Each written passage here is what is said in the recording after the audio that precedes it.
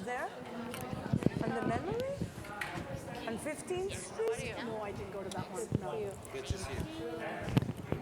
Hi, Charlie. I was. She I got back. Maybe I got her wrong. Maybe she was in another panel that I Slumming? I'm slumming a little. She was, Yeah. she was. She's traveling. Yeah.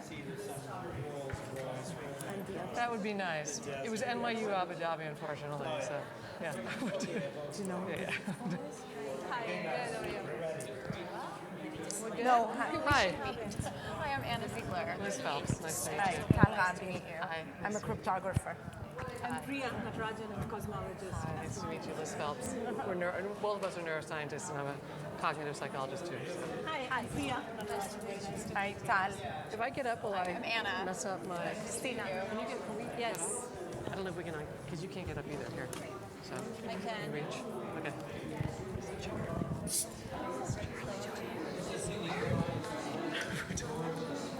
Most people. I'm afraid. And we are wired. Oh, I'm so sorry. It's terrible that they only have water with seltzer. I'm going to finish my bottle and I'm going to... Let me see if this will help. It's an odd choice. No. I don't want to sit with the sunglasses, but the light is killing me. I've not done one of these before. No one cares. If you're comfortable, you gotta be comfortable. Let's see. But oh no, you have not either. I've not done one of those. Hey guys, but you just watch one. So you're ahead of Yeah. Way ahead of the curve. But I was really Okay. So there will be speakers. I need to give some speech somewhere, and I went and I looked at all the people who had given the speech before me. But you learn nothing from it. Everybody, first of all, It's also very intimidating sometimes because some of them are just such slick speakers. That I find that all the time. That when I go and look back at sort of a public lecture series or something where they've invited me and I go look at who's done it before, they just all seem so slick, so well prepared. the funniest thing with my thing was that I was told 5 minutes. We can do that. We do that a lot, And actually. I went and I looked at all the women who spoke before me, 15. Where are you? So I said to the person, I said, Yeah. do you want me to? No. She said, 5 people just don't listen. I said, I'm a German ancestry. So are you the moderator? 5 minutes, so... Okay, we're going to get started. Could everybody take a seat? And could everyone shut their cell phones because it also interferes with the recording. Thank you. I'm Rob Penzer. I'm the Associate Director of the Helix Center. Welcome on this beautiful day. I apologize that we may have had some email problems that resulted in more people not getting notified of this, but we will proceed. Just a few announcements. On Saturday, May 17th, from 2:30 to 4:30, join us and economist Graciela Cichelniski, attorney Merit-Ptah, business school professors Nancy DiTomaso and Ernesta Rubin, and women's advocate Patricia Taylor for Women and the Work World. On Saturday, June 14th, from 2 to 3:30, under the guidance of the Helix Center's Poetry Group Director David Pollins, we inaugurate the Responses series, in which poets read aloud each other's poetry and comment on those poems they've selected. We're fortunate to have two marvelous poets as our inaugurators, Patrick Rosal and Jean Valentine. Finally, the Helix Center benefit will be held on June 1st at Ginny's Supper Club of Red Rooster, Harlem. Please support our mission. We provide these programs free of charge, but we need your support. And join us for Chef Marcus Samuelson's cuisine, a wine tasting guided by renowned French sommelier Jean-Luc Ledoux, magic by Mark Mitten, and music and dancing. And for ticket information, you can inquire at our email address, thehelixcenter@gmail.com. So now on to today's program, Women and Science. Our participants are, if you can raise your hand, Priya Natarajan's research is focused on exotica in the universe, dark matter, dark energy, and black holes. She is noted for her key contributions to two of the most challenging problems in cosmology, mapping the distribution of dark matter and tracing the growth history of black holes. Her work using gravitational lensing has provided a deeper understanding of the granularity of dark matter in clusters of galaxies and offers a novel way to unravel the nature of dark matter. She also works on the assembly and accretion history of black holes. Deeply invested in the public dissemination of science, she serves on the advisory board of Nova Science Now and is a fervent proponent of numerical literacy. She is also a published poet. A professor in the departments of astronomy and physics at Yale University, Priya is a strong supporter of gender equity in the workplace and was on the was the chair of the Women's Faculty Forum at Yale from 2011 to 2013. She also serves on the foundation board of the EDGE Certification Foundation based in Switzerland. She also holds the Sophie and Tycho Brahe Professorship at the Dark Center, Niels Bohr Institute in Copenhagen, and an honorary professorship at the University of Delhi. She has undergraduate degrees in physics and mathematics from MIT. She's also interested in the history and philosophy of science, as well as technology and public policy, and was enrolled in the MIT program in Science, Technology, and Society, where she was awarded a master's degree, and the MIT program in Technology and Public Policy. She did her graduate work in theoretical astrophysics at the Institute of Astronomy, University of Cambridge in England, where she was a member of Trinity College and was elected to a Title A research fellowship. She was the first woman in astrophysics to be elected a Fellow of Trinity College, Cambridge. Next to her, Tal Rabin is the manager and research staff member of the Cryptography Research Group at IBM's T.J. Watson Research Center. Her research focuses on the general area of cryptography, and more specifically, on secure multi-party computation, threshold cryptography, and proactive security, which the National Research Council Cybersecurity Report to Congress identified as, quote, exactly the right primitives for building distributed systems that are more secure, unquote. She obtained her PhD in computer science from the Hebrew University, Israel, in 1994, and was an NSF postdoc fellow at MIT between 1994 and 1996. Following her postdoc, she joined the cryptography group in IBM Research in 1996 and started managing it in 1997, She has served as the program and general chair in leading cryptography conferences and is an editor of the Journal of Cryptology. She is a member of the SIGACT Executive Board, serves as a council member of the Computing Community Consortium, and is on the membership committee of the AWM, the Association of Women in Mathematics. She has initiated and organizes the Women in Theory Workshop, a biennial event for graduate students in theory of computer science. She has appeared in the New York Times and World Science Festival and on WNYC's NPR Science Fair. Next to her is Anna Ziegler. Her plays have been produced at Seattle Repertory Theater, Cincinnati Playhouse in the Park, the Magic Theater, Ensemble Studio Theater, New George's, Theater J, DR2, Cherry Lane Theater, the Playwrights Realm, Brown Trinity Playwrights Repertory Theater, Summer Play Festival, the Fountain Theater, English Theater of Berlin, Theater 503 in the United Kingdom, Synchronicity Theater, Jewish Ensemble Theater, and Vermont Stage Company, among others. She has received commissions from the Manhattan Theater Club, Ensemble Studio Theater, Virginia Stage Company, and New George's. Awards includes the Stage Award, Weisberger Award finalist, Edgerton New Play Prize, Douglas T. Ward Playwriting Prize, and the NYIT Award nomination for Best Short Play in 2011 and 2012. She has participated in residencies and workshops at the Sundance Theater Lab, O'Neill Playwrights Conference, Williamstown Theater Festival, Cape Cod Theater Project, Arena Stage, Play Labs, Chautauqua Theater Company, Soho Rep Writer, Director Lab, and Theater Works New Works Festival. I'm going to have to get bigger print after this. Lark Playwrights Workshop, McCarter Playwright Retreat, Rattlestick Playwrights Theater, the Arica Group, Old Vic New Voices, Terra Nova Groundbreakers Playwrights Group, Orchard Project, Ars Nova, Berkshire Playwrights Lab, Primary Stages, and others. Publications include New Playwrights, The Best Plays of 2007, and DPS editions of BFF, Life Science, and Photograph 51, which many of you may also be familiar with.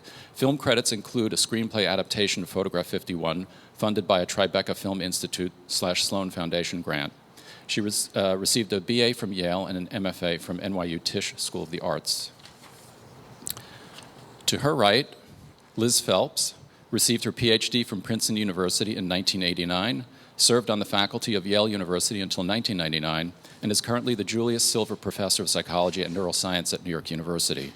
Her lab has earned widespread acclaim for its groundbreaking research on how the human brain processes emotion, particularly as it relates to learning, memory, and decision-making. Dr. Phelps is the recipient of the 21st Century Scientist Award from the James S. McDonald Foundation and a Fellow of the American Association for the Advancement of Science and the American Academy of Arts and Sciences. She has served on the board of directors of the Association for Psychological Science and the Society for Neuroethics, was the president of the Society for Neuroeconomics, and has served as the editor of the journal Emotion. She is the current president for the Association for Psychological Science. And next to her, Christina Alberini, professor in the Center for Neuroscience, New York University, who has been studying the biological mechanisms of long-term memory for the last 20 years. Her studies explore the biological mechanisms of memory consolidation and reconsolidation, the processes by which newly learned information become long-lasting memories, and how memories are modulated and integrated into complex behavioral manifestations, respectively. Her studies also aim at utilizing the basic understandings of the mechanisms of memory formation to enhance memories and prevent forgetting or disrupt pathogenic memories. Both approaches have important translational applications. She graduated from the University of Pavia in Italy with honors and obtained a doctorate in research in immunological sciences from the University of Genoa. She trained as a postdoctoral fellow at Columbia University, studying the role of gene expression regulation during long-term synaptic plasticity consolidation in Aplasia californica. From 1997 to 2000, she served on the faculty of Brown University before joining Mount Sinai in 2001, where she worked until 2011, when she joined the Center for Neuroscience at NYU. She has received several awards, including the Hirschweil Career Scientist Award, NARSAD Independent Investigator Award, excuse me, McKnight Memory and Cognitive Disorder Award, Mount Sinai Dean's Award for Excellence in Basic Science Research, Paul Harris Fellow, Rotary Club, Cremona, and NIMH Merit Award. And since 2004, she's been a member of the Council of the Molecular and Cellular Cognition Society and served as the Society's treasurer from 2006 to 2009, and then as president from 2009 to 2012. So those are the introductions, and we now open the discussion to our participants. Thank you for the introductions. That was a lot. Yeah, thanks for the long introduction. Okay, I can start. You can start. It's Please a do. little Go awkward ahead. to start. I've been thinking recently about all these issues of women in science, because I have to give some speech in a week about this issue. And I was supposed to give some inspiring talk. So I had thought a little bit about my history and how I got here and how women surrounded me during my studies. And I ended up I will be telling a story of how, when I was doing my PhD in Jerusalem, we were a gang of women. We were all together. We were like 4 or 5 women doing our PhD. And I was even trying to think whether there were men there or not, but I can't remember. But I remember these 4 or 5 women. And we were together, and we really helped each other throughout our studies and so on. And then towards the end of my PhD, I went to a conference in San Diego. And there I saw another bunch like that. At the same time at Berkeley, there was also a group of 4 or 5 women doing PhD in theoretical computer science. So there was the one in Jerusalem and the one at Berkeley. And it was wonderful to see. And then we graduated from our studies, and all of us got fantastic jobs in research institutions and universities, really fantastic jobs. And then I was young and maybe a little bit foolish, and I thought, yes, we women, we can succeed on our merit all by ourselves without anybody helping us, and if you're good, you'll definitely get a good job, and so on. But as time elapsed, I really realized that we succeeded in some way because we had each other. And we were helping each other throughout that time in a way that we saw other women that were doing it and were getting through it. The Israeli ones, of course, we all had kids. Unlike the American ones, we were simply much older than our counterparts in the US.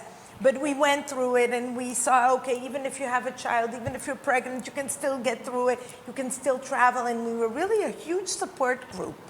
And somehow I feel that I see it in percentages. We succeeded much more than the average woman succeeds who's doing a graduate studies in computer science and theoretical computer science and getting work.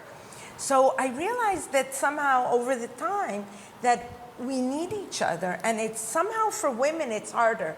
And if they're missing the support group, we succeed less. this was something that I had thought. I don't know what your experiences were, but I had felt that I had misattributed our success just to our talent and not realized that there really was also a component of the support group that we got.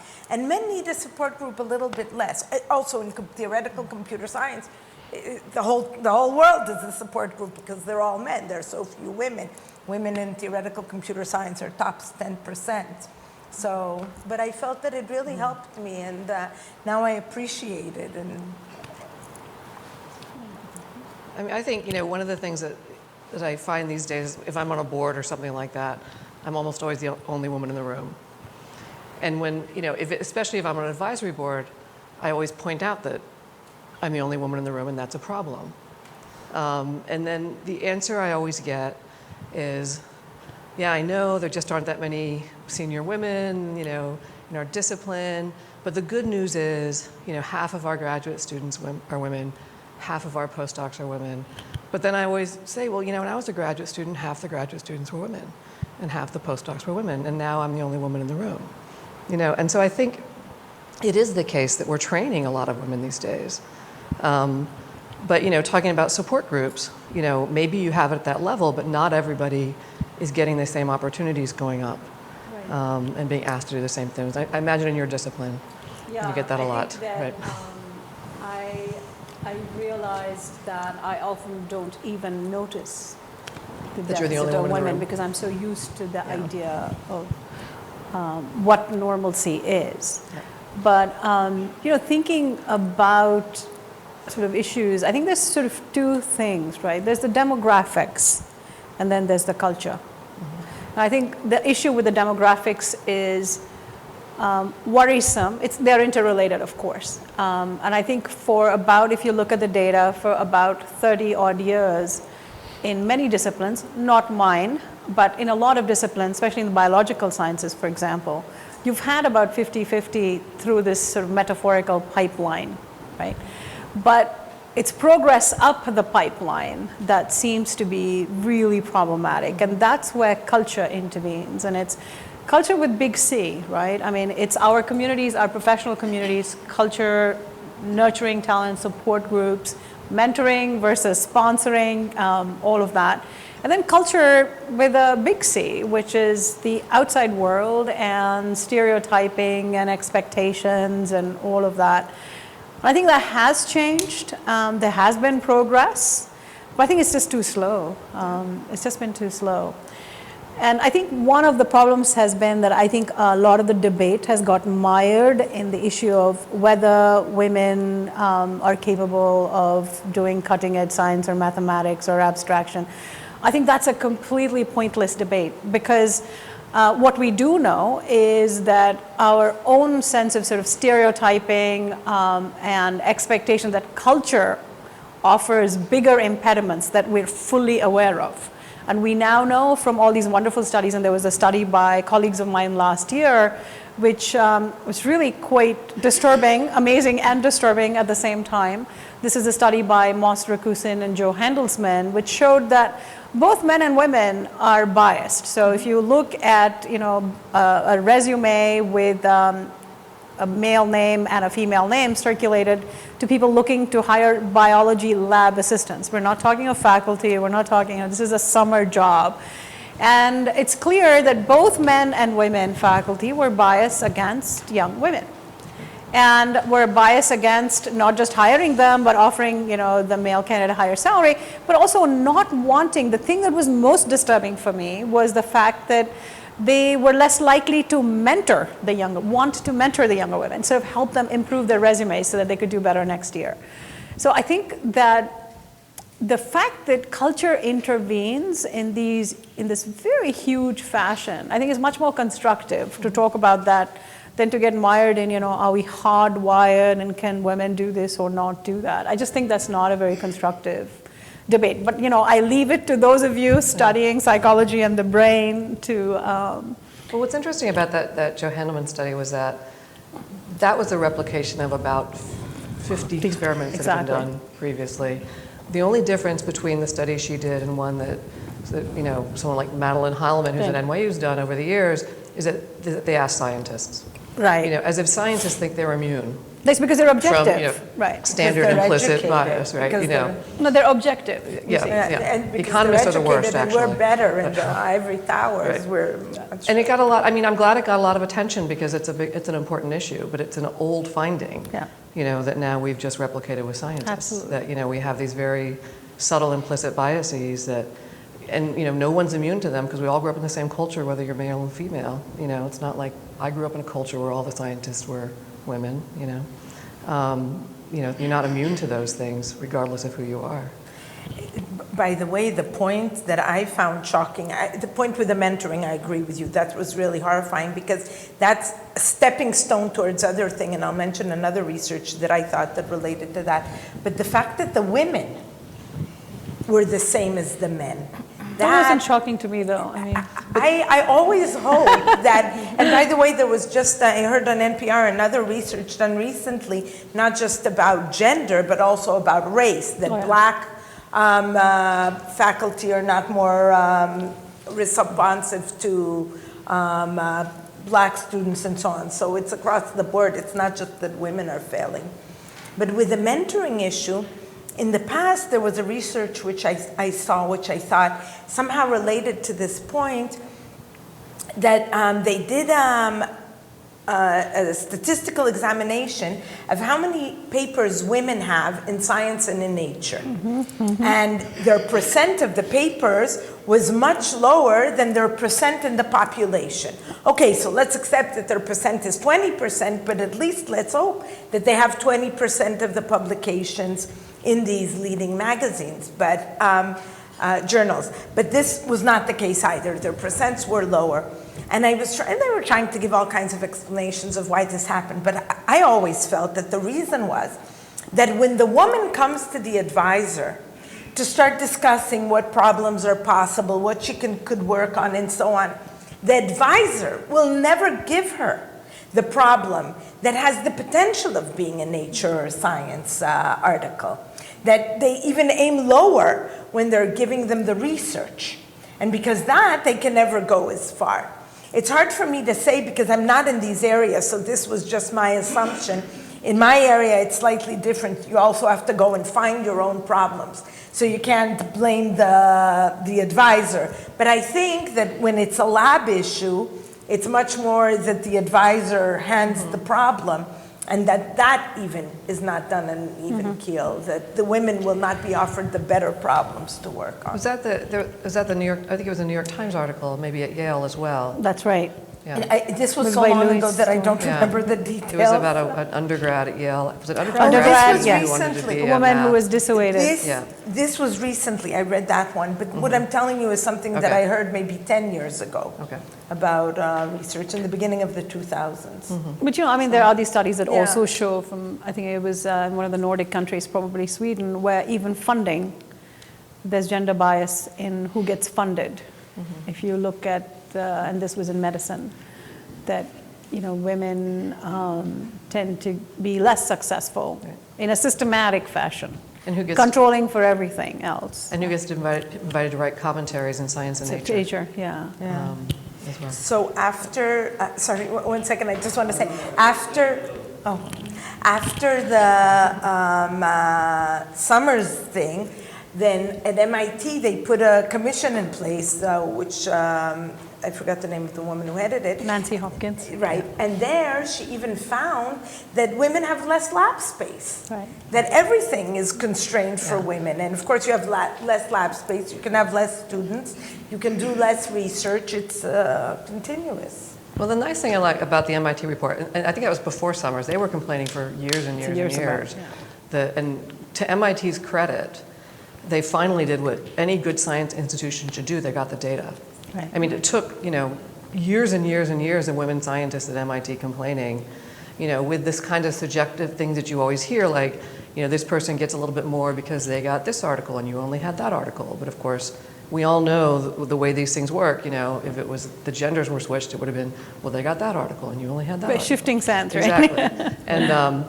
And so I thought they were actually very brave because they got the data and they published it. Right. And they acknowledged it, and they didn't just acknowledge it among themselves. I mean, I was president of the Women's Faculty Caucus at NYU for a while, and we also got a gender equity committee together that did the same types of things. But NYU's not putting their dirty laundry for everybody to read on the web the way that MIT did, which I kind of think was great. It provided some support for, those women suffered for a long time, and that was obviously horrible. But the fact that MIT got the data, acknowledged they were wrong, and acknowledged, the dean, if you read that report, acknowledged that this was sort of unconscious and unknowing, which is really where the issues are these days. I think most people have good intentions. It's just sort of how they, how they act in ways that maybe is not what they really intend, and they aren't even aware of. But I think, one thing I have is someone like Christina nearby, as a colleague, so we always are talking to each other about these little things that happen, and that's where I find my women colleagues come in handy today, because they're like, I know exactly what you're talking about. Right. So, I agree with you that this is the best thing, and unfortunately, not all of us have it. Yeah. As I say, I can go for a month at work without speaking to a woman because there are just none around. Yeah. And it's a problem. And because also I feel, I have a very close friend in my group, but he's a guy. And I feel that when I do eventually meet with my friend she's in another group and so on, the conversation is different. I can discuss the issues with him sometimes, but we speak about it on a different level when I speak to her. There's something about our joint experience that makes her advice different, and you're lucky. no, I am. I'm very lucky to have colleagues like Christina. I have a friend down the hall who's Layla, but named Layla. But it's the same thing. Like, if I didn't have somebody to sort of every once in a while who totally gets what it's like to be a woman in science that I could go to, and I think I'd go crazy. I think for example, at Yale, we have this group called the Women's Faculty Forum, and that's been absolutely fantastic because it's interdisciplinary, it's cross-disciplinary. It's basically all the senior women from across. And I think I second your point about the data. So every 5 years, we publish a data called The View of Men and Women at Yale. It is public. We make a little less noise about it, but it's sort of guidance to our community, and it helps set the aspirations for the university. Yeah. As I said, there is progress, but it is slow, and I think we cannot underestimate the power of women getting together in institutions, right, across levels, across seniority, and trying to change. I agree with that, but I also want to point out to something in addition to that. It's great to have colleagues to go and talk to. It's great to have support, but that's not enough, right? Things are not changing, actually. Changing much too slow. And so how do we promote changes a little faster? For me, it was a wake-up call, actually, looking at the data from MIT, which I met by chance. I was a Brown at that time, assistant professor, so young faculty, and a colleague, a man, was supposed to go to the NIH to one of these meetings where they were discussing about women and minorities. And he couldn't go. And so he said, could you please go? I can go. I will tell them that you go instead of me do it. So I went. And it was not really my choice. And I was like, oh no, why are they sending me to this thing? It's going to be a waste of time. Because I want to put my time into my work rather than... And then I go there and I see this report and I was shocked. 50% women and men at the graduate student level. And postdoc about that. But then, when they start to go into professional career, assistant professor, you start to cut down in half. 25% assistant professor, about 12% associate professor, women compared to men, about less than 10% full professors. So this was 10 years ago, 12 years ago. How much did we change from there?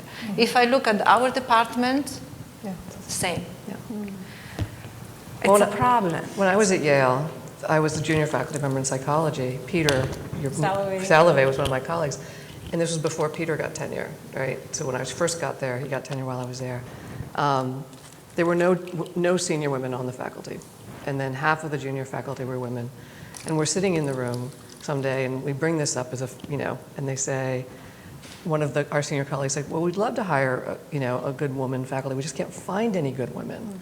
And of course, half the junior women are sitting there, right, in the room. And, and one of the things, you see this drop off, and it often gets blamed on, women having children and things like that. But you also have to understand the stuff we put up with, the kinds of little tiny insults we get on a daily basis. The microaggressions. The microaggressions, it adds up. And if you put men in the same situation, I think more of them would leave as well.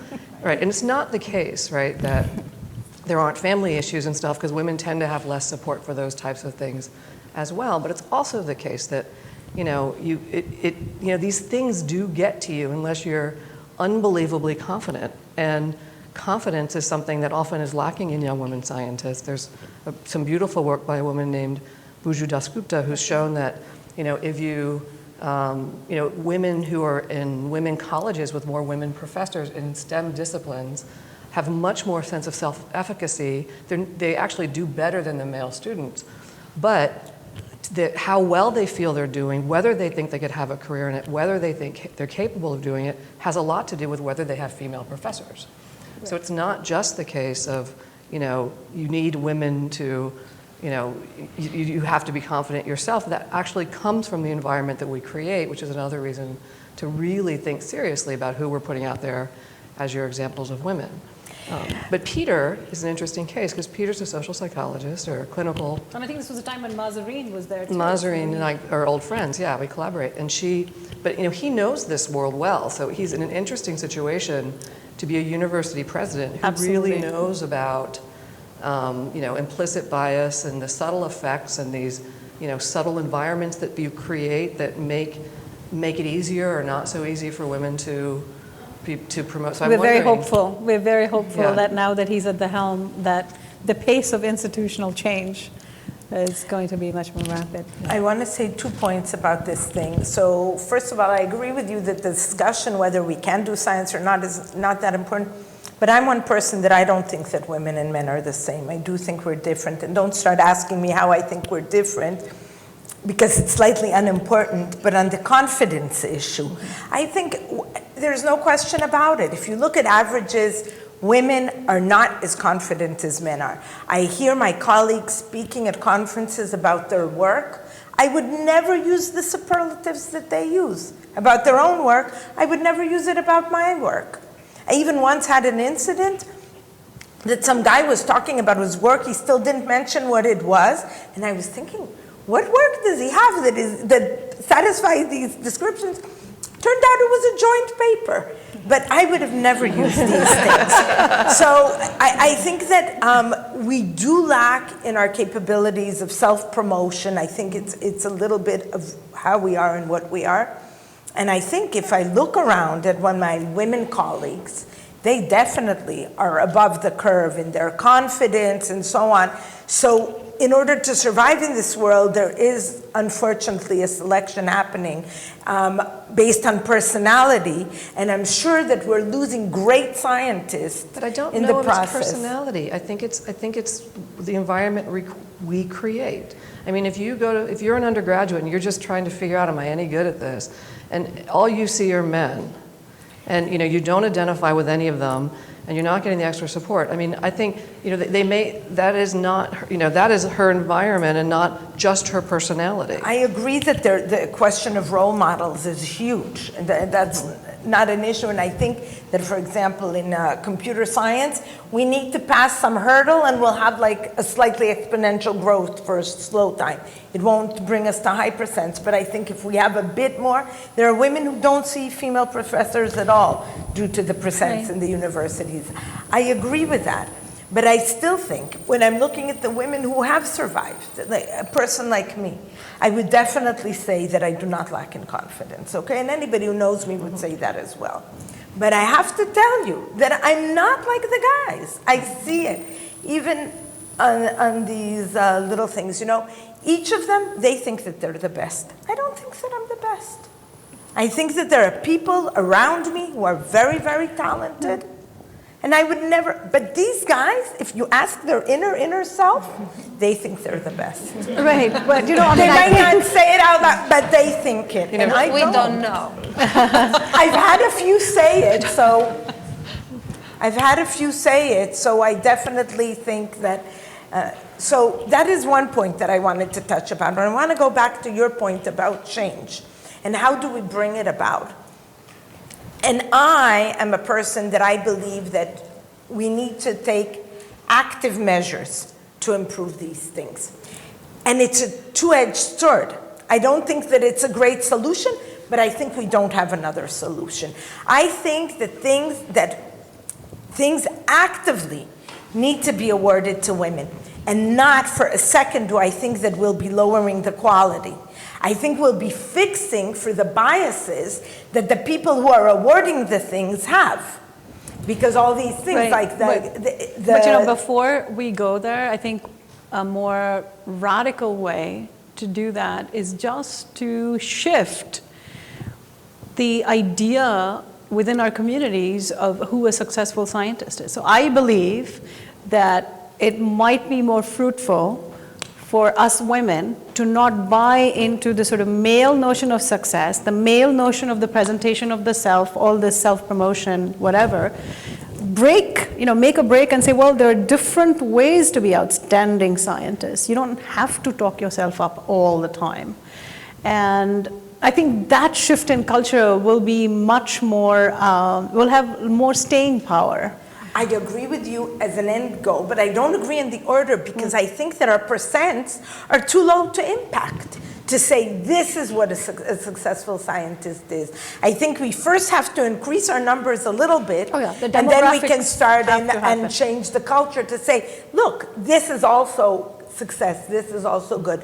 But to raise the numbers, I think that things. No, I think you've got to do both at the same time. You can't wait for the demographics. Yes, I agree. It has to be hand in hand. But I think that at this point, people are a little bit hesitant about saying the NIH is giving funding. There's 30% of women. They need to get 30% of the funding. I'm sure they're getting below their percent. Just to actively say that, because then the other people will say, she got it because she's a woman. She didn't get it based on merit. But I say, who cares? I have to tell you, I organized this workshop of women in theory, which was mentioned in the introduction. And in this workshop, I always have a panel. The workshop is for graduate students, and all the speakers are faculty. And the women love this panel. They eat the stuff that the the women say, the advanced women in their career. And I invited a professor from MIT, Nancy Lynch. For me, Nancy Lynch was one of the women, one of my role models. She was there already, superstar, amazing research, breakthrough result. She's like, and then she sits on this panel, and she starts telling her story. Turns out she was a female hire at MIT. Nobody today would think of her as a female hire. And she had said, take these opportunities. Who cares how they arrived? And make the most of it. And shortly after, people will forget that this was a female hire. Just prove yourself and do the work that needs to be done. And that's what I'm saying, let's get the money. Let's get the positions based on these. I don't want to call them affirmative actions because I don't think they're affirmative. Correcting actions because it's just to fix for the biases. And let's make the most of them. And we, the women who are here currently, we're like the generation who walked through the desert. We're going to suffer, but for a better cause. It will be said that we got things that we didn't deserve. Can I just say, it's, irrespective of that situation, I need to go back and it's not, women are not necessarily always women's advocates. All of the literature suggests that women are equally gender biased as men. I agree. And I think you really need to pay attention to that. One of the things is they think if they're going to fix this situation by getting a woman on the search committee, That makes no difference Difference at all, whatsoever, okay. and it just makes all of your women do extra committee work. Right. You know, I mean, that's a classic thing of a woman faculty members. We're on every committee, and we can't get our work done because we're actually always doing service, and the service gets dumped on us. But I right? didn't say to And put us on committees. I said to give us the amount of research, what I'm the saying money. is bringing women, like promoting women more through is not going to change if you don't change the culture. culture. I Because agree having it more has to women there is happen not hand in gonna- hand, but what I'm Yeah. saying, back to your point of Role models. role models, if in computer science, there'd be more than 10%, then the young students coming in through the pipelines Agree. will have the role models. So I'm saying, that's why I said we're the generation of the desert. We will be the ones who will get things, and it'll be said that we didn't get them for merit. But the minute that there's enough women, it'll impact the younger females, and they'll stay on. I'd just like to interject one thing, because I think it's of great relevance. Rosalind Franklin's experience, speaking of, a previous generation, I'm wondering, from your perspective as a non-scientist and having a deep knowledge of her experiences, how that might span the discussion. Yeah, I mean, I was sort of, it's really interesting for me to sit here and listen to everyone. Because I'm not a scientist, and I'll say two things very carefully. Is that my mic, I guess? And one is that, just coming from a theater perspective, and I know we're not here to talk about theater, but I'm a playwright, and we're having all of the same conversations in theater, and it's really discouraging, I think, I am not surprised that the same conversations are happening in the science world, but I guess what I find most discouraging to hear is just that everyone knows about these biases, and just knowledge of them doesn't do anything, apparently. That's right. And that's certainly true in theater too. There have been all these studies that suggest that female artistic directors who run theaters are not any more likely to program women's plays, for instance, and there are just as many women, if not more, writing plays right now. There are more women in graduate school, and 13%, I think, of plays produced around the country are plays written by women. So, it's the numbers are very stark as well. And I think that your questions about sort of what should come first are certainly the questions, but I don't think, at least in theater, and it sounds like in the science world too, there might not be enough enthusiasm to really make those changes, because there's so many factors at play, and you just don't know how to unravel them. But as far as Rosalind Franklin is concerned, I think when I was writing that play, and I'm not a scientist, I assumed that I was writing a piece of history, and that the landscape in 1953 was radically different than the advanced landscape in the science world for women today. And of course, it comes as no surprise to anyone here, but to me, the response to the play was shocking, has been shocking. It's been done all around the country, and most. So why are you shocked? I was initially. I'm certainly not anymore. Yeah. That women would say, "Oh, the challenges are really still the same as they were over 50 years ago," and I would say largely. Sort of older women scientists mostly espoused that view. It seemed like younger women scientists, for the most part, were more optimistic. I don't know if that's something that you guys find, but it does seem like a shame that a lot of the legacy of trailblazers, over 50 years ago is, it's not changing fast enough, and it just seems to be true across every field. And that's what's so discouraging. I think I have to say that things have improved in the sense it's the work of the previous generation that has made my walk down the corridor somewhat easier, and that that has to be acknowledged. I mean, there has been some progress, very hard-earned, but again, insufficient. And Nancy Hopkins. Yeah. Yeah.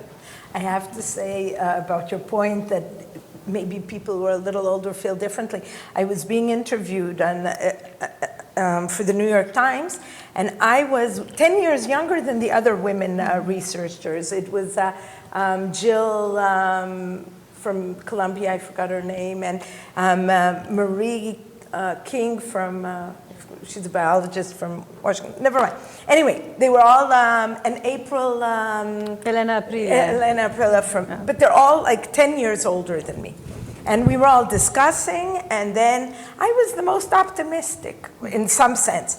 The interview ended, they started screaming at me. How dare you say that, it was like, and I was thinking, how can it be that even the sense, and I was saying that it was hard. I didn't say that it was easy, but I felt that they sensed that for me it was easier, and that I was trying to make light of how hard it was, but I wasn't. I did say it was hard, but there was a measurable difference between how they clearly felt it and I felt it. So I guess 10 years did make a difference, and I hope that we're making a difference for women who are a bit younger. I don't know, but hopefully things are improving slow, but too slow. But I think that there is a point to be made about this larger culture sea, right? So I did my schooling in India, but I came here as an undergraduate, as a young undergraduate. And it has to be said, from my understanding of American culture now, compared to my experience growing up, when I was growing up in India, there was absolutely no taboo about, girls can't do science or math. This was before the pre-Barbie times, right? And actually, the cooler kids in school did the harder stuff, and that's how you became cool. I mean, because you were doing challenging things. And that is very different. Having taught students here now, for, as a faculty member and, an American now, not having gone through the school experience here, however, I noticed that there is a huge component that is pertinent to when girl kids and boy kids are in school and come through high school. There's something about this particular version of stereotyping of scientists and mathematicians, this whole sort of cool versus nerds thing that gets started and gets reinforced very early, very, very early. So we're actually losing a lot of, it's another matter that once you make it and you get to have a PhD and so on, the point is we're losing a huge amount of talent beforehand. So why do you think that this issue affects the girls more than it affects the guys? The social issues that you're talking about are relevant for the guys as well. Well, it affects the guys in the sense that, the ways in which it affects the guys is that this image of the need to be successful, to the need to be the breadwinner, to sort of, they have very different pressures. The pressures that operate on the women are pertinent to their dropping out from science and math, right? And for young boys and men, it is about success in the world, stereotyping of how it is that they get to be successful in the world. So, there are pressures for both genders, but I think pertinent to our conversation now is the fact that a lot of girl kids feel very discouraged and drop out of science and math in this country early on. And I think that is what I find quite sad, because it can be reversed. And and often it comes back to some of the questions we were talking about, which is it's really how we view success and failure. And I've noticed this in my teaching. I'm collecting the data for the last 7 years or so, which is our perception of how successful we are. So I give out a survey before I do a test. And it's just coded by gender, and it's anonymous otherwise. And I ask them, how do you think you're going to do on this exam, right? And then I look at the distribution afterwards, and it's quite skewed. If you look by gender, the guy kids always think they're going to do better than they actually did, and the girl kids actually do better than they thought. This goes exactly back to but the on the issue other of the hand, confidence of how you think that how your work is. That's what I said. The guys always think that they're great, and I don't want to say about the rest of you, I don't think I'm the smartest. Right. But I think it's the response that's more interesting. So it will always be the girl students who will come to my office when they don't do well on a test and say, "Oh, professor, I really don't think I can handle this material, and do you think I should drop the class? And the male students, not surprisingly, will always say, well, your test was too hard. You didn't quite cover what you did in class on the test, et cetera, the usual stuff. So I think there is something that gets shaped much earlier about success, failure, confidence, But I think it's something that happens well before you're standing on a podium and giving an invited talk in front of, the American Astronomical Society. It's just, so I think the problem, the solutions have to start at every stage, right from, infancy, from our expectations of, when you have like a girl child versus a boy child. I see a lot of my friends who are parents, and just the subtle ways in which the expectations are different and how they get loaded on to kids. And then through the school system, in the teaching of mathematics and sciences as well. So I think the problem is very complex, and I personally think that there isn't a sequence. I think we have to solve it at every stage, and that's when it's going to finally kind of and I think, come together.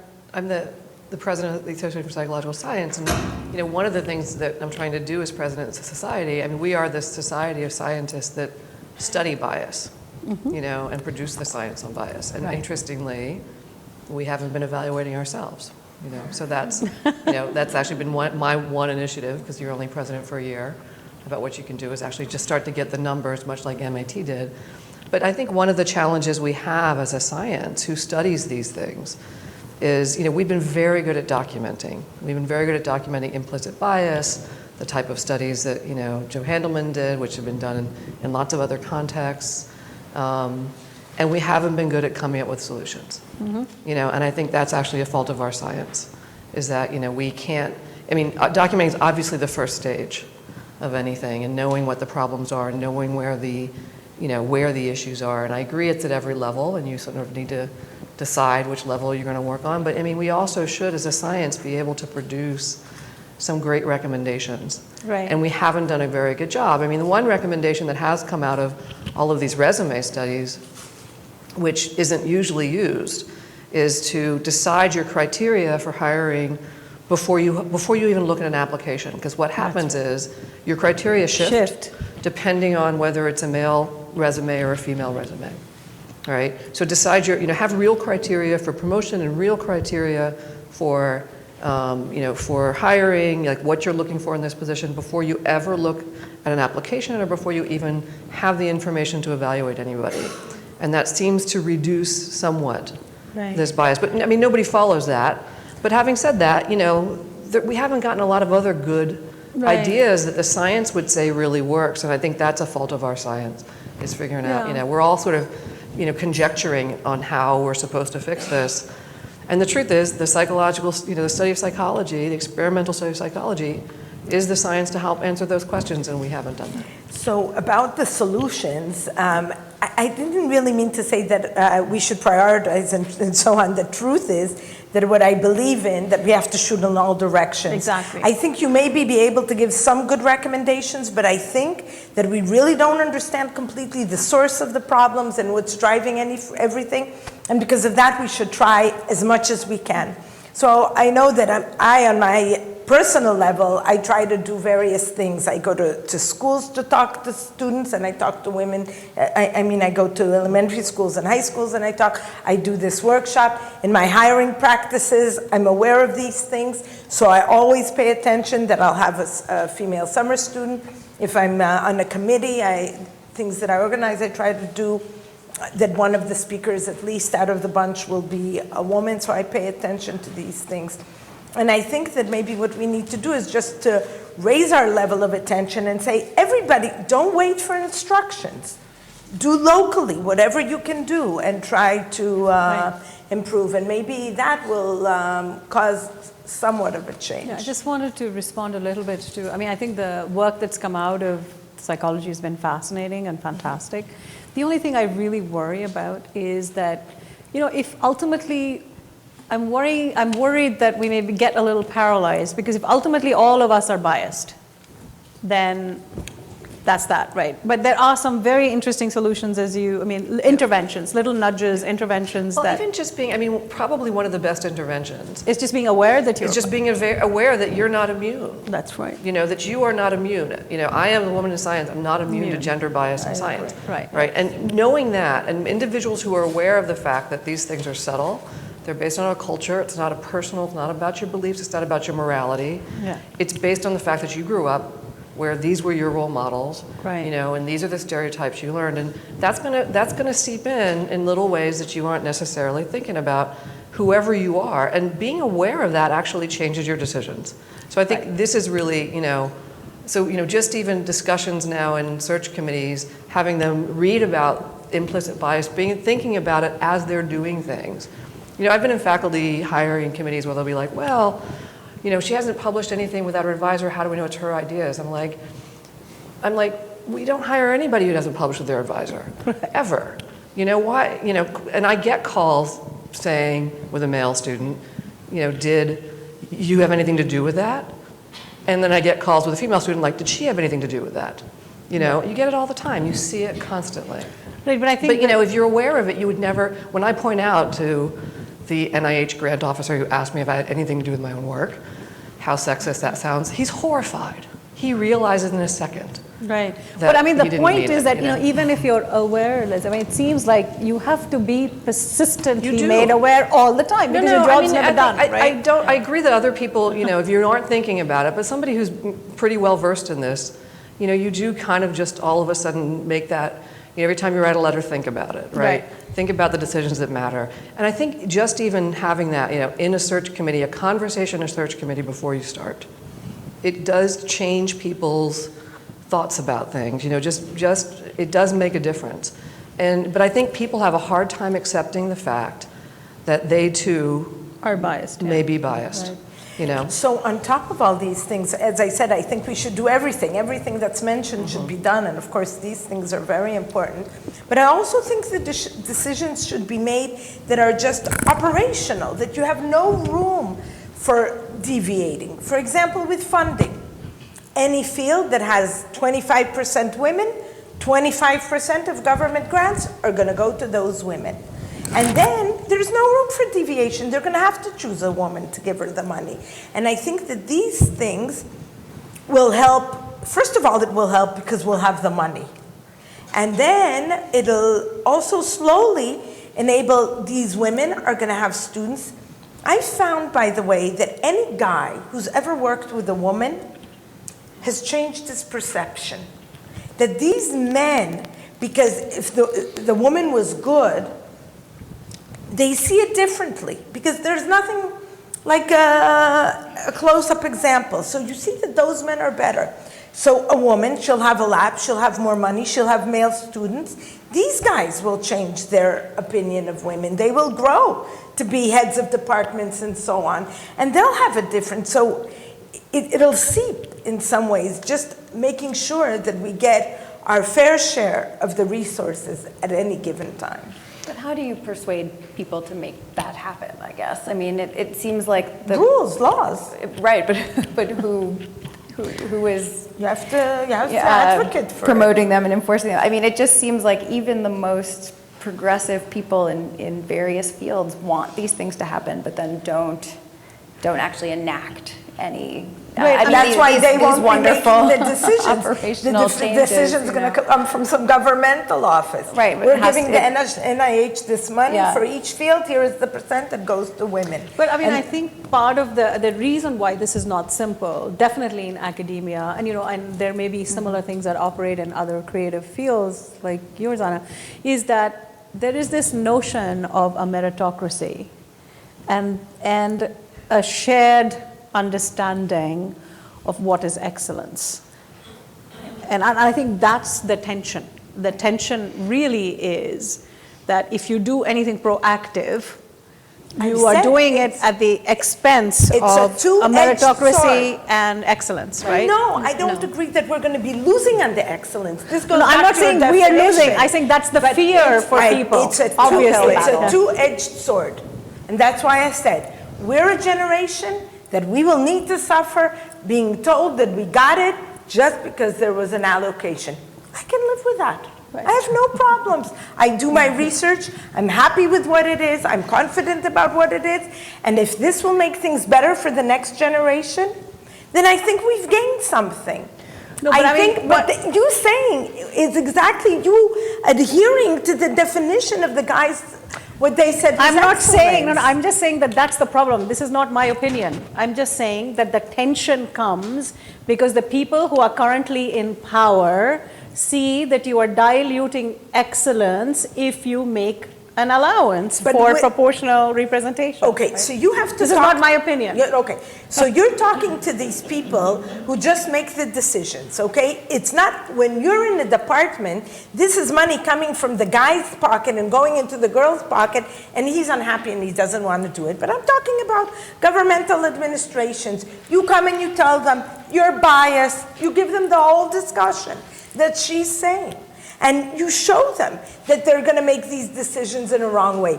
And based on that, you say, and now you have to put the rule in place in order to prevent the bias that women will get 30% of the funding if they're 30% of the field. And then he'll be convinced that he's not losing on excellence. But that's the point. I mean, how do you convince all the men is the issue? How do you make this a policy is where it's at. We have to work. This is a suggestion that I have that I'm doing nothing about. I mean it's complex, right? Great. As we have discussed, it's complex, but there are very simple things to do that I don't even see in place. For example, in academia or in the institutions where things can be under control, they could. Are women paid less than men or equally? Let's get the data. Let's change the numbers.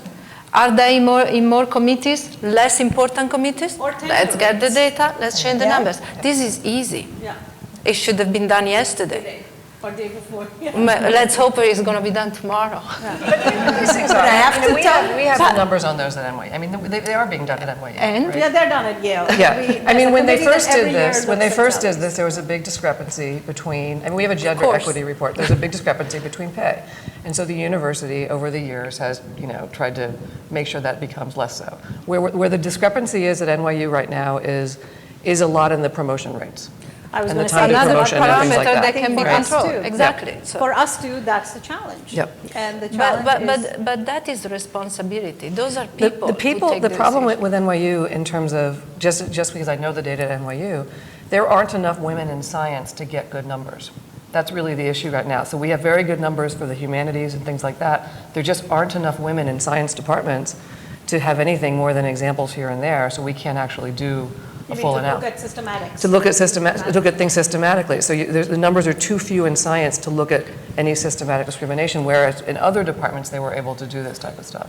But in science at NYU, the numbers are still so small that you can't pull out anything. There are things that don't require no, I agree. A lot of numbers. Sometimes I get into the stupidest bets with my friends. I don't know, and then I just want to prove the point. So we were discussing about salaries and about salaries of professors in history. So I looked for a top 10 public university, Berkeley in history, top 10. All the salaries, of course, are known. I went and I checked the salary of every full professor in that department. You see, I have a little bit of an OCD thing.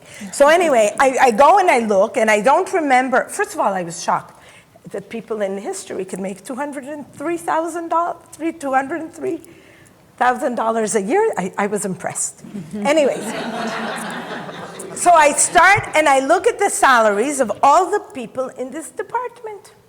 And what a wonder.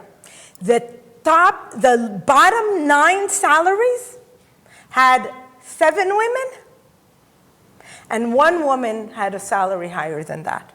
And there were like about 30 people in the department. And this has nothing to do with sciences. This was just in the humanities.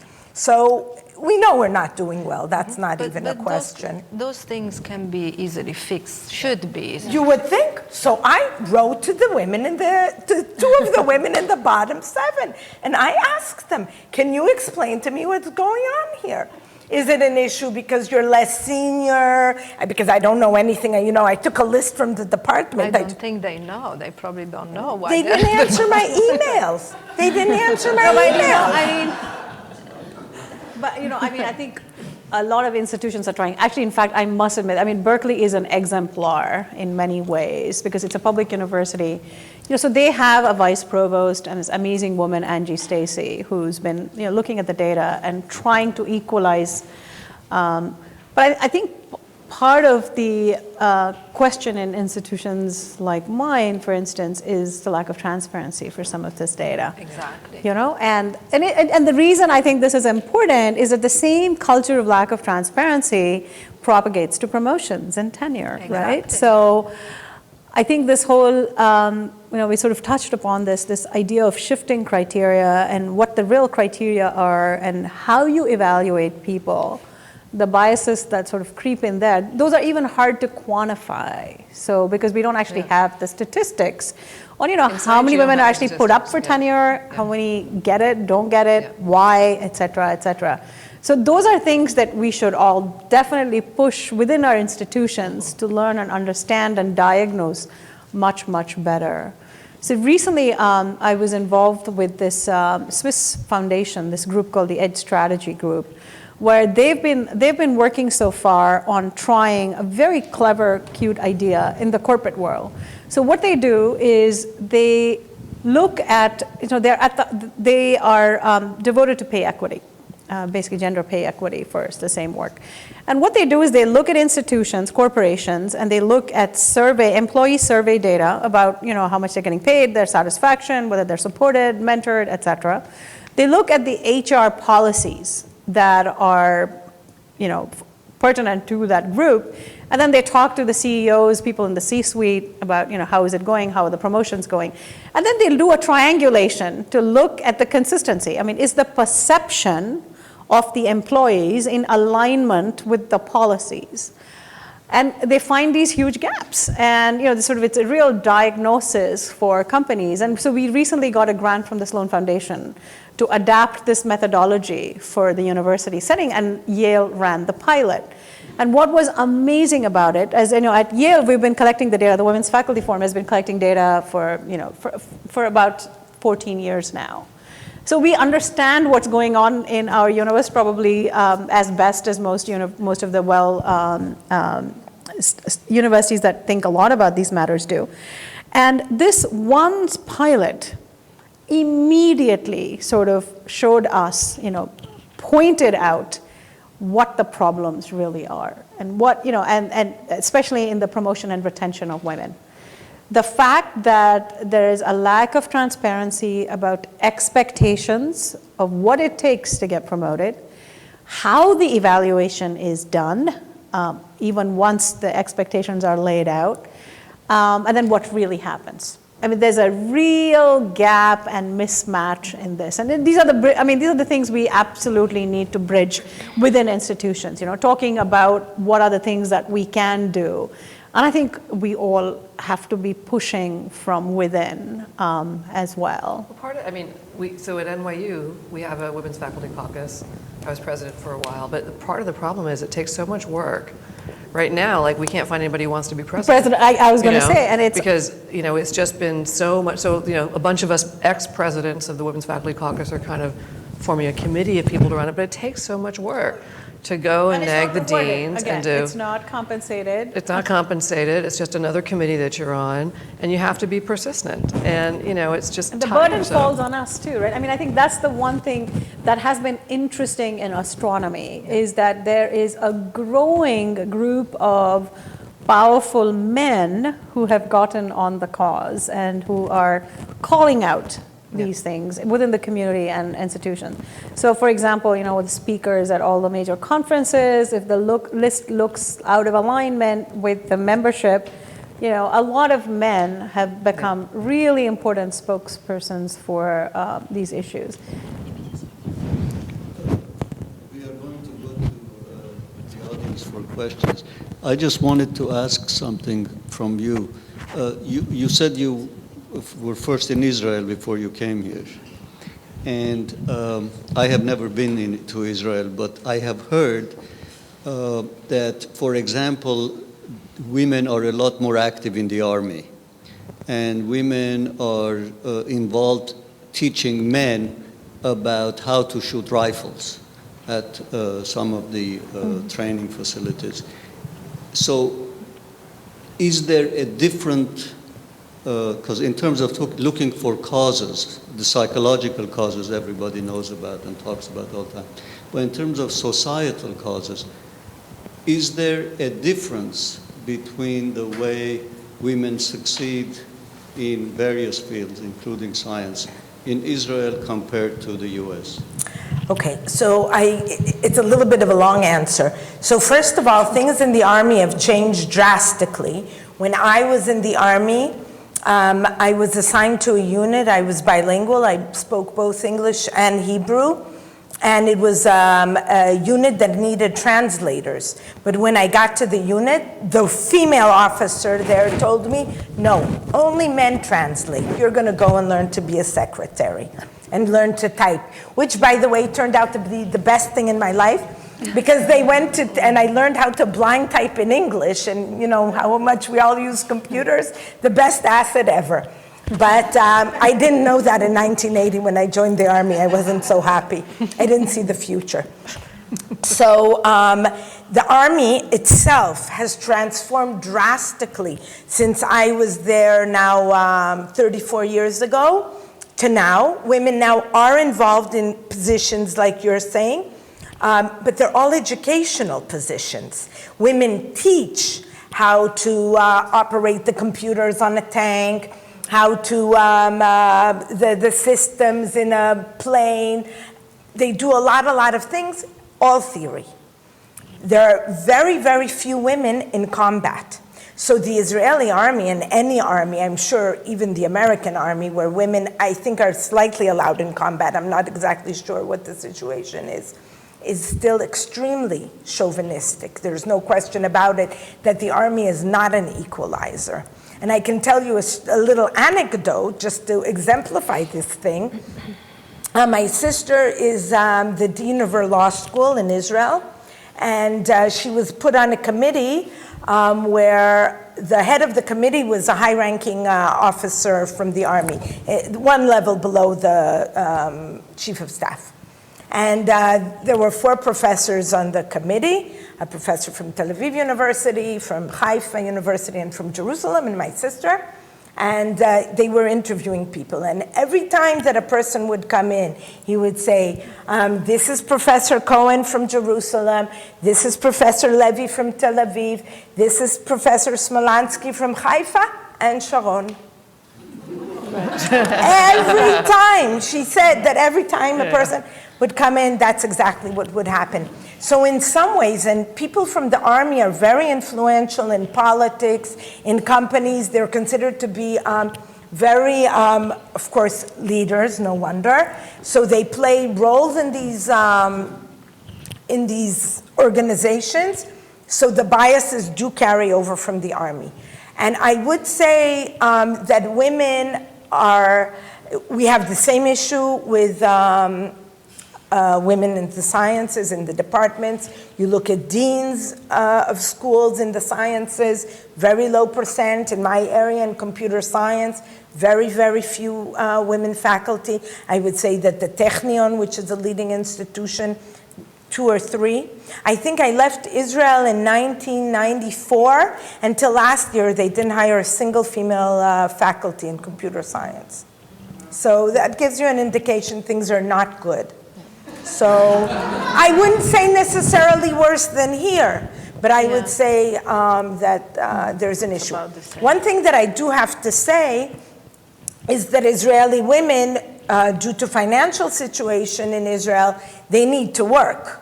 Here, many women who marry men who earn a lot of money and so on, many of them even haven't gotten a great education. Usually they have great education because that's where they met the successful men. They stop working. In Israel, not an option. Every woman has a job. Maybe it's not a career, but they have a job. The women are in the workforce, I would assume, maybe in higher percent.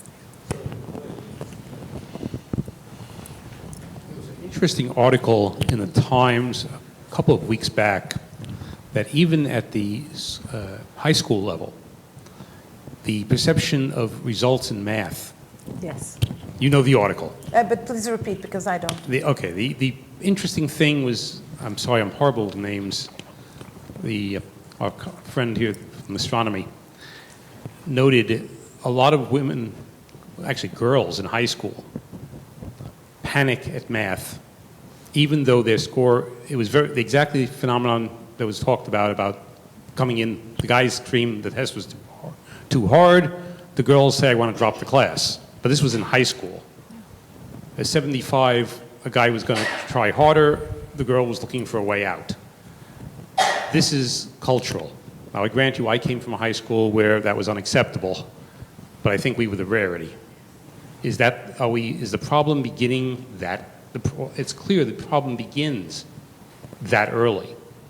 And the issue of papers, 2 observations. Is it a choice of safe topic, the same phenomenon effectively, that a high-risk topic might be embarrassing, so you don't do it? A low-risk topic is much safer. And what about in the resume studies, what about, I forget if that resume study had a category for names which are unisex. Yes. Like Jean in the US and Jean in France, getting the obvious cross-correlation issue. And what about the British trick of just using leading initials? I mean, part of just to get to the very last thing you mentioned, I mean, probably everybody's favorite example of gender bias, is this orchestra study, right? So basically, Yes. once they started to Claudia's, do auditions behind a screen, right, all of a sudden orchestras became equalized, right? Now, the problem is, we never have a situation where we're interviewing somebody in science without knowing who they are and meeting them and, knowing something about them. So doing something like that is not possible for The us. interesting case is the government grant review, which at least in theory, I thought, was supposed to be name sanitized. It can't But you possibly can't, be, because you know who does this research. Yeah. When I That's the review, problem. Yeah. Yeah, it can't possibly be. So it's true only in admissions, possibly to grad school, that you could do some sanitation, but the minute that people start publishing papers, it's over. Yes, I had a very funny case in that point. Fran Allen, who you probably know, The first Turing Award winner. and the first IBM First fellow, female, sorry, first IBM female female fellow, Yeah. had a whole collection of stories because when she entered the field, of course, all her publications were F. Allen. And there was a lot of confusion when she showed up at registration. Right. Yeah. But I think, I think you already mentioned this. Of course, some of these issues start very young, way before high school. Yes. Yeah. Way before high school. Well, the things. issue with Yeah. grant review is the fact that despite the theoretical name widening, the fact that everybody knows who's doing what research Yeah. at that level. Well, because it's peer makes it review. effectively Yeah. a Yeah. joke. Yeah. That's a different discussion. Right. Yeah, I guess I've worked, for many years. I studied computer science and got a master's degree in computer science. I was probably the first person in my school. We had 5 computer majors at a women's college when I graduated. And I think what's been disturbing to me, I don't know if this is a question exactly, but the studies I've seen recently are around the time I graduated, it was probably about 37% or so female graduates of computer science. And today it's maybe 12%. And I think I've seen a lot of things, it is a complex problem, but I've seen a number of things, and I think some of it is maybe cultural. I'm not sure the reason behind it. It could just be that women tend to think in more liberal arts and concepts, and we're encouraged to go into those topics, versus I think that with even in India, I see many more women at work from India and other countries. I would say I feel like an extreme minority in an IT department as a white woman at this point in time. When I first started working, I would say it was maybe 30% women. I see the numbers going hugely down. And I see also another disturbing trend for me is kind of the, I would say, startup mentality, where I see a lot of very young people bringing in their friends, and you see kind of the Silicon Valley, even that TV show that's on now. It's all guys, and they all are together in a garage, and they don't consider women in these roles. And they don't shower. And even, yeah. We don't want to be there. And Facebook and social media, LinkedIn, you see someone's picture, you immediately know if it's a woman. It's not even their name. You see what they look like. You see their background. So anyway, I'm throwing that out. I don't know why the numbers are so low now among, computer graduates and technology, but if there are any comments on that. So I want to support your point with the data. Priya was saying before that in all the sciences, things are advancing, but there's no question that computer science is going backwards. That's a known fact. The numbers are decreasing. Also, when I was studying, we were 25 to 30%. Today, the numbers are much lower. It's an excellent question what's happening to computer science, say, compared to math, because a lot of computer science is somewhat connected to math. Definitely when you're doing a degree, you study math as well. Math is going up, we're not. I think that it has something to do with the vision that the world has of what it is like to work in computers later on.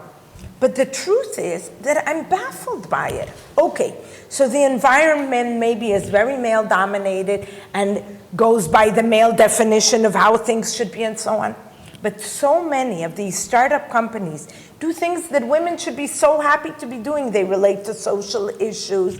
They enable things, improvements on things that are dear to women's heart, that they deal with in their lives continuously, but they could really have a huge effect working in such startup. Doesn't do it. Doesn't do it for computer science. We, on top of the women in science, I think are facing yet another challenge. And I don't know what's the source of the additional problem. And, but I just want to mention here that I've been reading about, and I'm sure all of you have read about Merit-Ptah and sort of the initiative that she's been doing about freshmen. One of the barriers is this idea that you have to be an ace coder in order to start a startup or whatever. And so I think she's trying to get at that by getting freshmen women started on coding and by revamping how it's taught. And she's done a very successful experiment. And let's hope that sort of ratchets. I think the startup culture thing is puzzling, is very puzzling. Yes. But once again, there's such a mythology around how a company gets started, a successful company. It's a bunch of guys who are friends who, that... But they could join, they don't need to start. But I have to tell you guys a story about this Maria Clava, who you have to know her, she's a complete character. But she has all kinds of ideas, and of course she does a lot. She was the dean at Princeton, and she left to be the president at Harvey Mudd. But once I had met her, and she had this idea, that she wanted to get to J.K. Rowling's. And she thought she had a way because she thought that through Toni Morrison at Princeton, she would get to Oprah and she'd get to J.K. Rowling's. And what did she want J.K. Rowling's to do? She wanted her to make Hermione, did I say the name correctly? Rowling. No, Hermione. Hermione. Oh, you mean in Harry Potter? She wanted J.K. Rowling to make Hermione study computer science. That is what she wanted to do. And I don't read Harry Potter, but I know that it didn't happen. And in fact, I saw her. Exactly. I think that Maria Clava at the end realized that maybe it wasn't a normal path for a magician or a sorcerer. No, but I think that, it plays to a very important point in public culture and media and the presentation of women and girl children in the media. And I think we have to think really hard about how to use the media to subvert some of these stereotypes. I think that it was going to be a lot more effective than we actually imagine. Well, first of all, just in terms of what he mentioned before, the names, I remember reading, I don't know, maybe a year ago at most, that this article of a man was applying for a job in construction. He just lost his job, was looking for a new one. He had tons of experience. Now, his name is unisex, Kim, but he couldn't get an offer anywhere despite his experience. And then he looked at the resume, tried to figure out what's going on. He realized it was probably the name, so he changed one minor thing on the resume. He wrote Mr. Kim, and suddenly offers poured in out of nowhere. So before that, the same resume wasn't getting anything because of this whole mentality that you were talking about. I mean, from high school, I'm not sure exactly what age it starts, but it needs to go in. Everybody, like on the internet, was getting mad at him, but why are they getting mad at him and not the owners of all these companies? And in many cases, even it's just local companies, like huge chains or something. Nurses. I mean, so the bias operates because there's such a gendered notion of profession, right? So who's meant to be doing what and who's meant to be excellent at what? Yeah. That was very interesting. And there was also, like you were talking about being, like wandering through the desert, whatever. I read about one of the first women in Princeton. They didn't start admitting women as undergrads until 1969.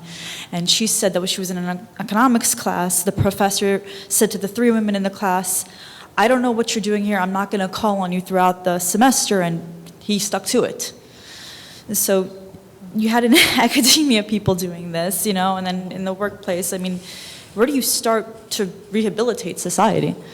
Everywhere. I mean, the day you're born, there has to be a different level of teaching. I mean, it makes me wonder, It's hard to convince an economist that he or she is not rational. It's usually he.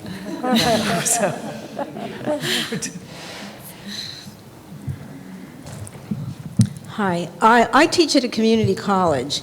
I teach writing, and my question is the model of women in sports.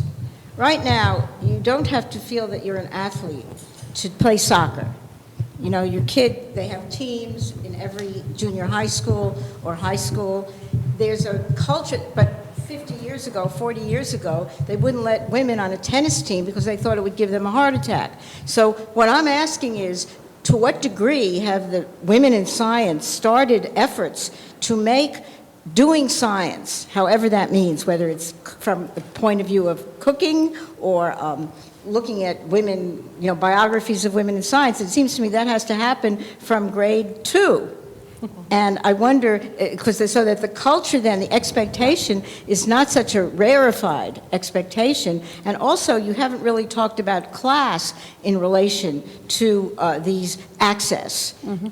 For example, at this community college, I'm teaching working class people whose parents are working class people and who know they're working class people and who are hoping and praying that they're going to even get a job.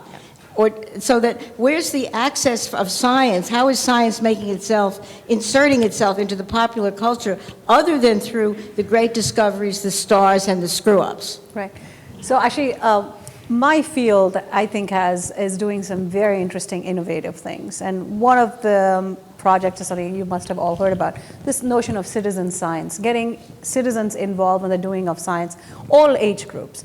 And of course, you notice that, children, younger people are really quite overrepresented in that group. So for example, there's a project called Galaxy Zoo, where there's now so much data about external galaxies, other galaxies, that you need help. Astronomers can't classify galaxies on their own, and it's often done by eye. It's actually more reliable done by eye than automating it. So what they've done now is these projects have put the data, this project is called Galaxy Zoo, they put the data out, and anyone can take a small training session to understand what it is that they're doing, and they can train and they can classify. And so for instance, and then people are looking, and even I have co-authored a paper with a woman who was a Dutch school teacher who found this bizarre object which was unclassifiable. And it turns out there's many of them, and she actually ended up on a scientific paper with all of us because she found the object and we figured out what it was. It turns out it wasn't quite it was a light echo, wasn't quite a galaxy.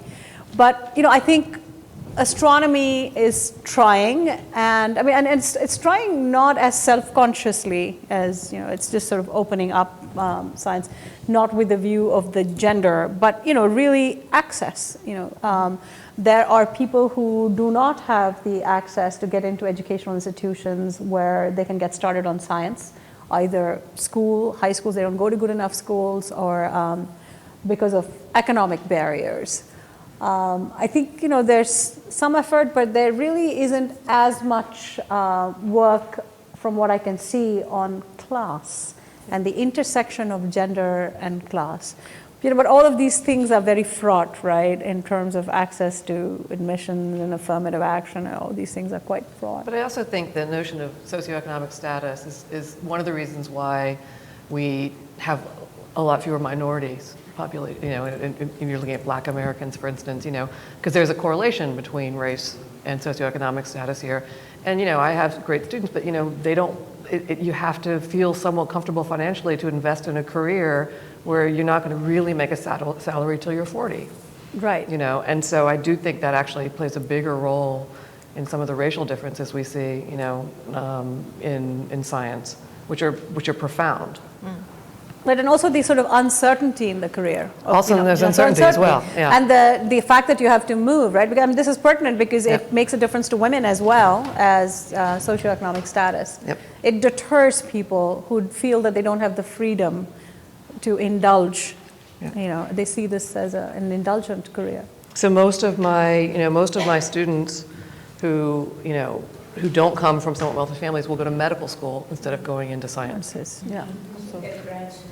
Yeah, I mean, not that medical school isn't science, don't get me wrong, but they'll go in to be practicing doctors. Yeah. An observation, the medical school, medicine is an interesting example.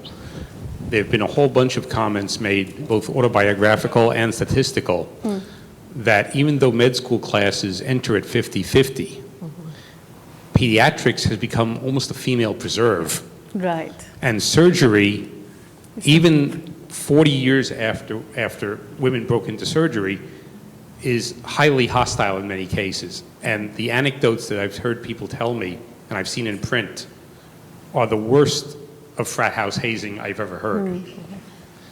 The interesting thing about how early the problem becomes, two anecdotes. One is the computer science achievement test makes very interesting statistical reading in terms of who takes it and where. Heavily white, very unheavily minority, and very heavy in certain strips of the United States. The problem starts early. Secondly, there was also some very interesting comments made recently by Neil deGrasse Tyson on an interview panel about the obstacles he encountered being African American on his way to the directorship of the Hayden Planetarium. Makes upsetting reading when you hear it. Yeah.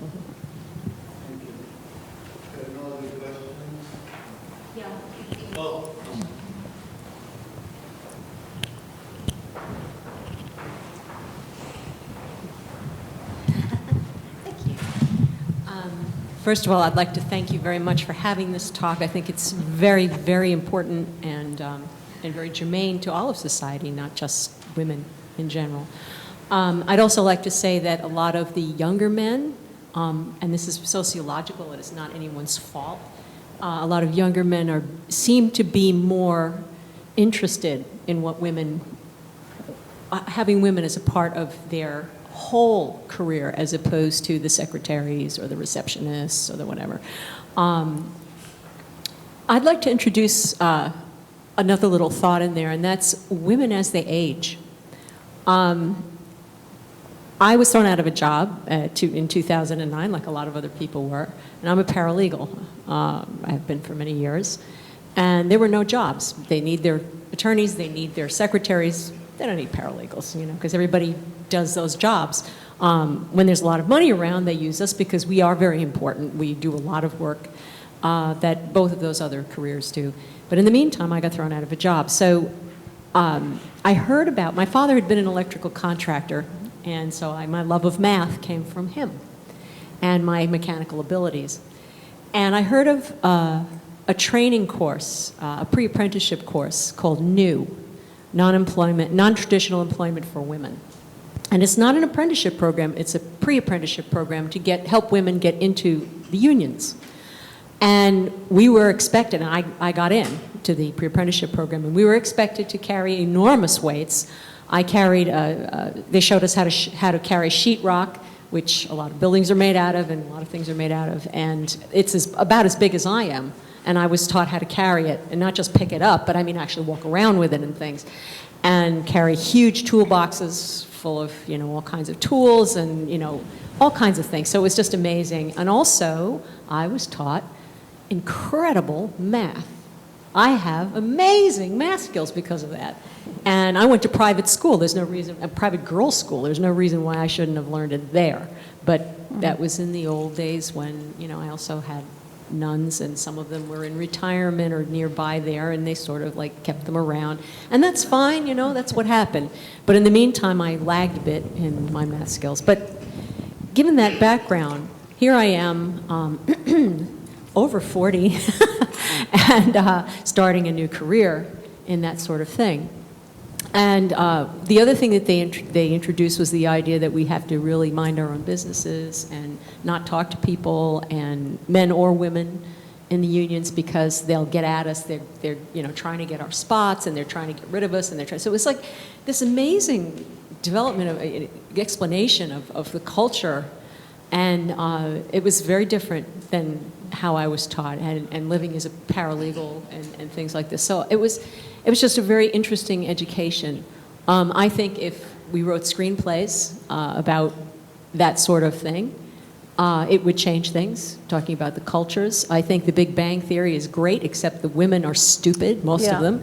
And I think it would be incredible if the women were not so stupid and they actually, were portrayed as different things.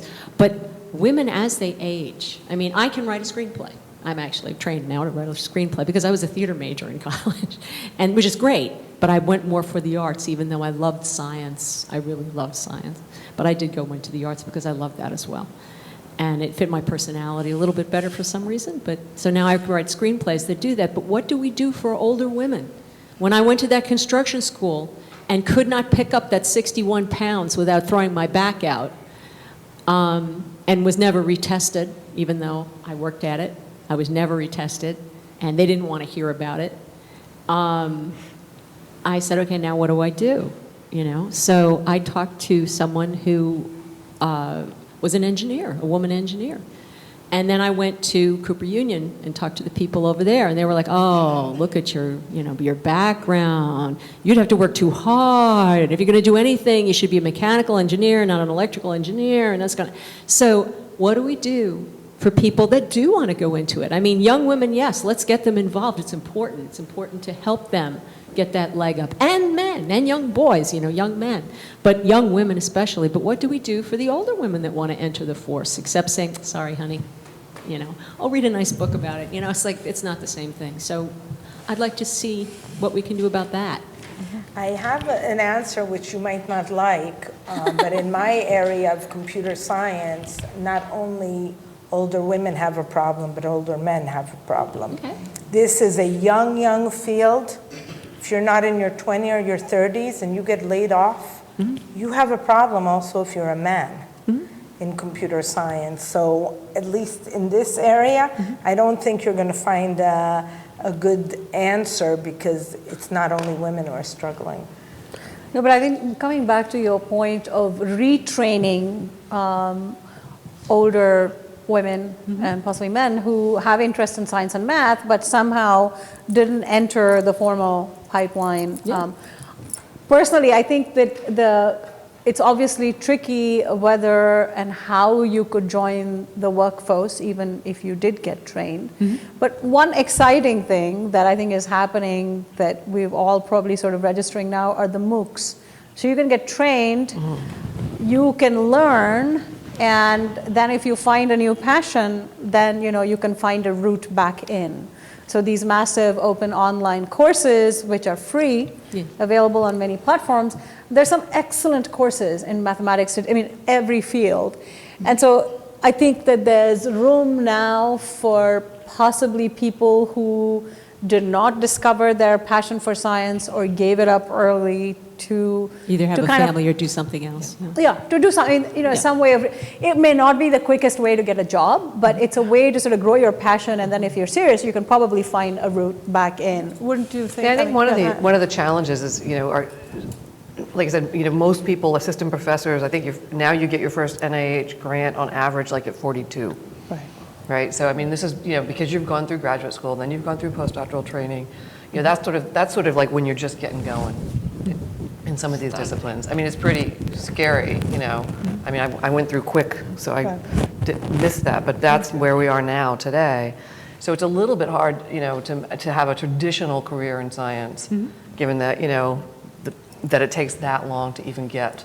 So then the question becomes, what are the other careers in science? And this is something we talk to our students about, who maybe do not want to be doing the whole science thing, but there's science foundations, there's science journalism, there's all sorts of things. And so these are kind of non-traditional careers which don't necessarily take all this, but we aren't very good at identifying that, and we're also not very good at counseling our students about it because it's not what we did, right? But there are quite a few non-traditional careers in science, I think, that you just have to kind of be creative about and look at and see where the avenues are. Well, if nothing, I'm very creative. But I have to say, I really think, but I just want to finish one point. I think that they're definitely great education. You can learn a lot of things online. I agree that these courses are fantastic and so on, but I do want to leave this not on an optimistic point, because I think that this society admires youth. And getting jobs at older ages is much harder. And we have a huge population that's unemployed in their 20s. All my friends, their 20-year-olds are living at home with them, not working. So the older people are competing with these young people. So I think that maybe you could train yourself to do something else, and maybe have a wonderful time and really enrich yourself. But I think that getting paid later is a whole different story. That's my take on things. It's not a happy one, but that's how I see things. Question, and one question, the answer probably is not so quick. Do you find that women would submit articles more often to journals where the woman is an editor, the editor is a woman? That's maybe the quick question. And the other is, do you see anything that women bring to science? Is there a particular sensibility that you believe women bring that does have a difference in it from a male scientist? So I personally have never even thought about who the editor is. Me neither. Yeah. Unless it was sort of like a Science or Nature where you kind of know who the editors are. They're professional editors. Right. Yeah. Other than that, I've actually never thought. And I was an editor of a journal, and it just didn't even occur to me to have that be one of the things. It doesn't have a full. No, it did not. Like I said, I couldn't even name the editors of most of the journals that I submit to. You usually submit to the editor-in-chief also, and that's whoever it is. But then, different people evaluate it. Like, so the different, who evaluates it is not the editor sends it out to peers, and you don't know who those people are, right? From the evaluation, which is really the critical part. So I never really. I feel I don't have the data. That's an interesting point. Probably worth looking at. We've not had too many women editors, but I think there are some now who are on the editorial board, and it'll be interesting to see whether that encourages more women to even sort of submit. particularly for nature and science. That might be an interesting Nature and place science, You to don't think- submit to the editor-in-chief? No, we send it to people in our send area. it So there's to an the- astronomy. It so happens Yeah. that the astronomy women, they are women, the editors, and I've submitted to them. Yeah, but so, I mean, so then it'd you be know nice who the to editor is, and you see. kind of know what they like and don't like, and I see. I actually think they're pretty, Because they are pretty biased. In my field, many journals say you send to the editor-in-chief, Yep. and the editor-in-chief distributes. I guess it's It's different. different. There are little, slightly different cultures and everything. About your second question, as I said, I don't think that women and men are the same, and I do think that we bring something special to the research. And going back to Priya's point about not discussing whether we have the aptitude or we don't have the aptitude, diversity, even in gender, in the research, makes a difference. And that's why the reason that I think that the question is also non-interesting, because we need the women in order for it to be different. And I see when I work with my guy colleagues, as you've heard many times, I have only guy colleagues, I look at things differently, and I can't put the finger on it. It's not that I can say, this is what, it's different. That's all I can say without. I don't know. I mean, I don't think I want to give a blanket answer on this because I don't understand it well enough. But I think there is a richness that comes from the diversity of experience, of backgrounds, et cetera, How well that correlates to gender more strongly, I'm not so sure, because I think that spread in diversity is there in both genders. I mean, there are lots of men who think very laterally, and there are some men who think very linearly. There are lots of women who think laterally and lots of women who think linearly. So I don't know how that works. And I personally feel that it's a sort of a dangerous question. Only because of the fact that there's a danger that certain biases can get reinforced with flawed data. I think that the whole issue is dangerous. It's like a minefield when you're just walking between. Sometimes, something blows up and you lose a leg. I think it's an extremely charged thing. But I think that the most important thing that, and I think it's okay to say things like I say, that we're not the same. People might be horrified, especially women. What do you mean we're not the same? But it's okay to say things, and everybody can have a different thing. But I think that the problem is that we're not given equal opportunities. Yeah. And it doesn't matter if we're the same or not, but the opportunities should be the same. And that's why, and it's okay to discuss these things, and it's okay to say it, and it's okay to say things without data, and it's okay to say things with data. It's now on our topic of discussion. But I think when we get different pay, when we don't get the promotions, when we're not given this, when we don't it's a get level the playing grandmother, field. we're Wanting not the level getting playing field. the equal opportunities. And that's what we should be fighting for. And I think there's no question that we contribute tremendously to every field that we're in. Absolutely. So, and I do want to say that I think that, much I see in terms of women scientists who've been put in charge of things, they're just as variable as the men in terms of what they're good at. I and didn't not good at. understand what you said. What did you say? They're just as variable as the Very. men, I think, in terms of what they're good at and not good at. And so Yeah. I think part of the issue is, sometimes people have a stereotype about what we're supposed to be like as women, and so we get assigned to things. Right. In some departments, I won't mention, but Christina knows, the women are always the director of undergraduate studies, and they're always, the problem is those stereotypes are sort of changing our responsibilities, and they're not getting the sort of, they're in the more nurturing administrative roles. Not that they're necessarily nurturing people, because not all women are nurturing, right? Right. And, some men are nurturing. And so I do worry a little bit about those, those types of assignments. But I just feel like I've seen huge variability in women, both Me in too. kinds I mean, of that's how, exactly what I was trying to say. That how is huge. receptive they are to these types of things, whether they actually think it's an issue or not an issue, and variability in men too.